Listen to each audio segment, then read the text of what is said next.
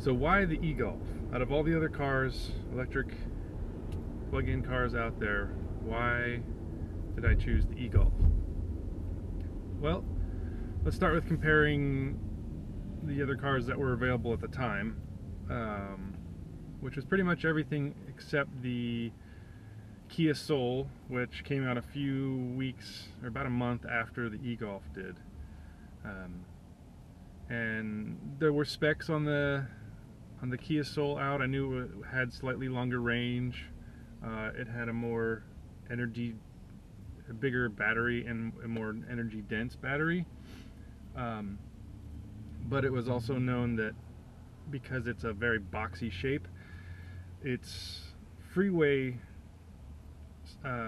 distance was actually shorter than the e-Golf because aerodynamics, believe it or not. So the shoebox that the Kia Soul is actually really hurts its efficiency at freeway speeds. But if you drive mostly in the city, it can go longer because it does have a larger battery. But let's start with the weekend I went out and I test drove all the available EVs at the time. So November 2014 is when the e-Golf came out. And just before that, I did a weekend where I test drove everything from the Leaf to a Tesla. So I started with the Leaf because the Leaf was obviously the first one to come out for the masses. And it's the one that's been around the longest. So I started with the Leaf. I drove I think it was a 2014 or 2015 model, and it was the top of the line model. And you know, it was nice. It wasn't anything that stood out about it. It was the first time I've driven an electric car, so it had, you know, that initial like, oh, this is kind of cool. And I actually brought my son with me with his car seat just so I could put them in each car and see how he fit in the back seat as well, and how easy it was to get him in the back seat. And that wasn't bad in that car either. Driving wise, it felt a little squishy to what I'm used to. The pedals felt very rubbery. Both the accelerator and the brake felt like there wasn't any initial feedback. It did have a lot of, you know, bells and whistles and all the little techie fun things that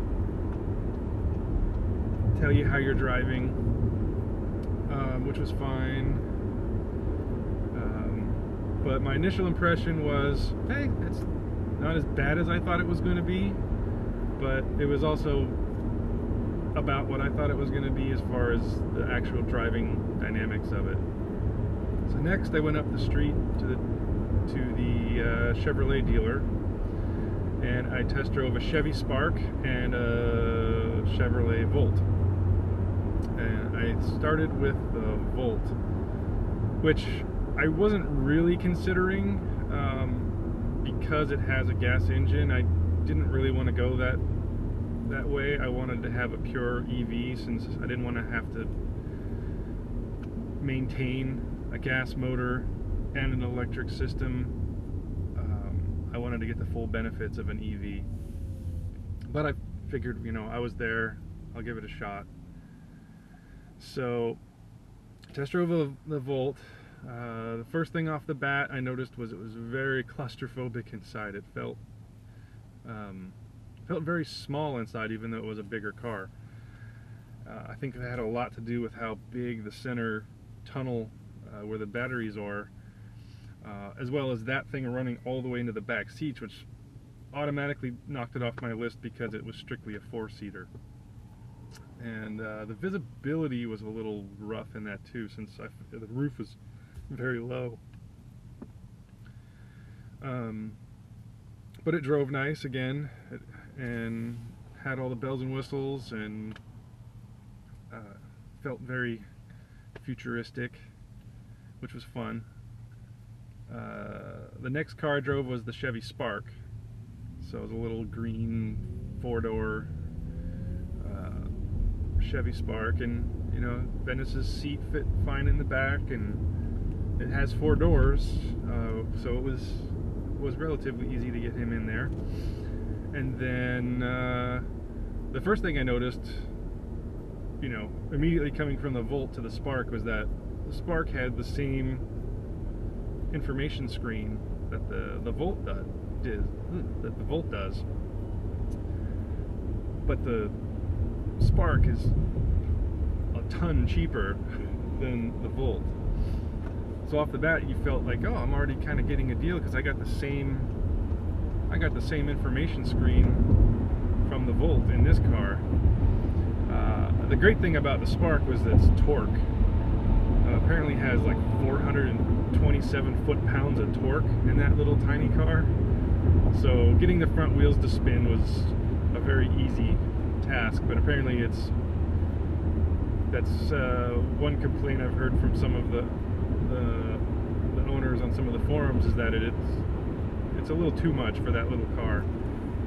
So you spend a lot of time with traction control active, and but still it was fun. And getting on the freeway, there was no problem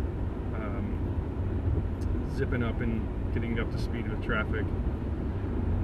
The downfalls for me was the overall size, just too small. Price was good. It didn't have the ability to do the DC fast charge, or even any sort of fast charge, and its onboard charger was smaller than the e-Golf's. So it was good. It was a good experience. I'm glad I drove it.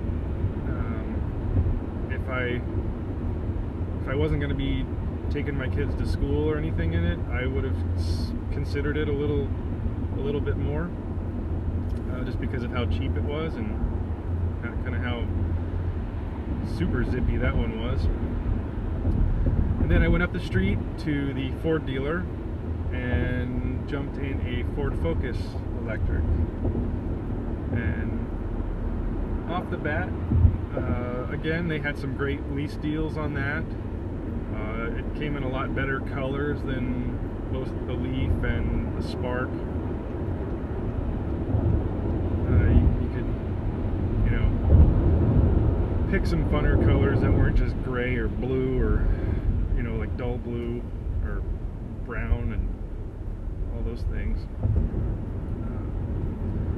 So that was fun. So I think I drove like it was a kind of a brighter aqua bluish green color, which was actually not bad. And my first impression in that was the interior was nice, very, you know, it was a little cluttered for my tastes, but it had lots of bells and whistles again, and it had the whole system with the, you know, letting you know how you were driving, and kind of giving you a little coaching on how to do better.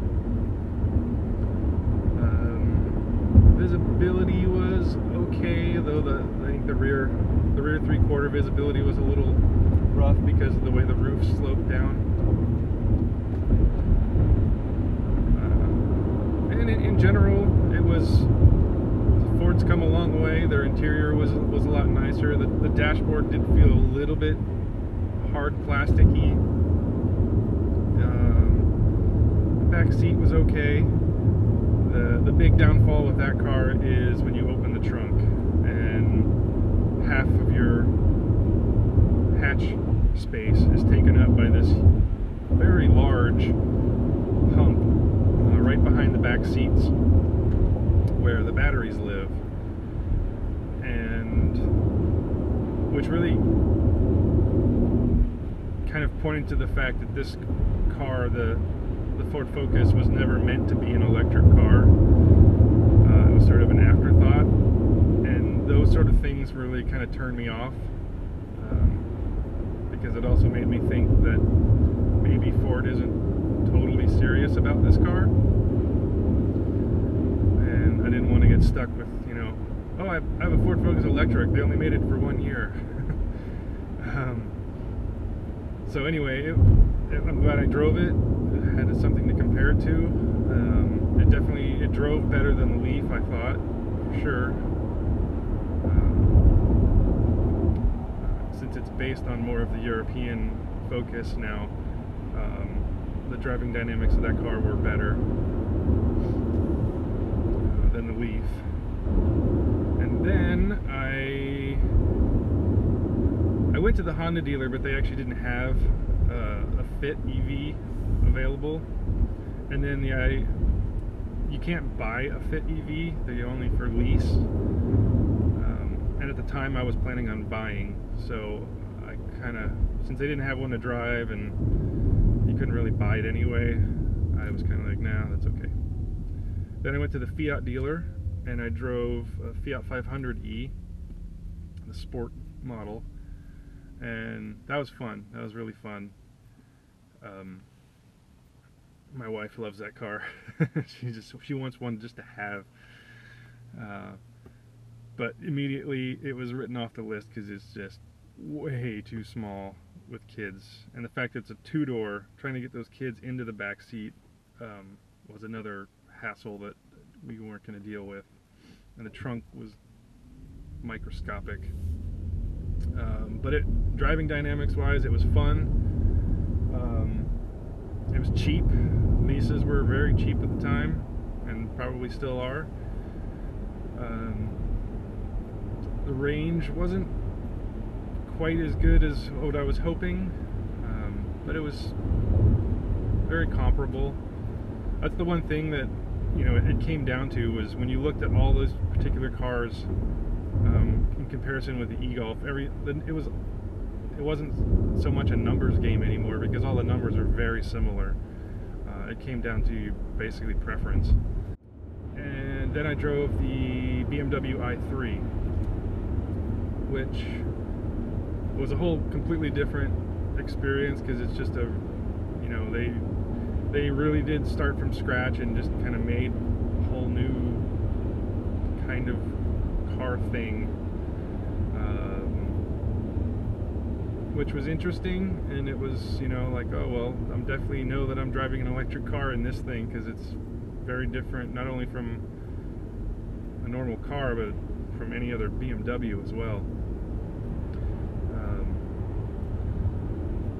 Now, driving dynamics wise, the i3 was actually really sharp, surprisingly so. Although I did notice on the freeway at higher speeds, when you do any sort of maneuver, it was a little twitchy and a little it didn't feel completely stable at speed. I think a lot of it came down to just the skinniness of the tires, and I'm sure it was more of a feeling than an actuality, but the fact that you're sitting up so high in that car, when you were doing a maneuver like that, you felt kind of top heavy. It may just be me too. But the other thing that wrote that car off my list was, again, it's a 4-seater. It's not a 5-seater. The back seat has cup holders put in the bench, so you cannot have 3 across the back. And that immediately wrote that off our list, because we couldn't even have the possibility of having our whole family in the car.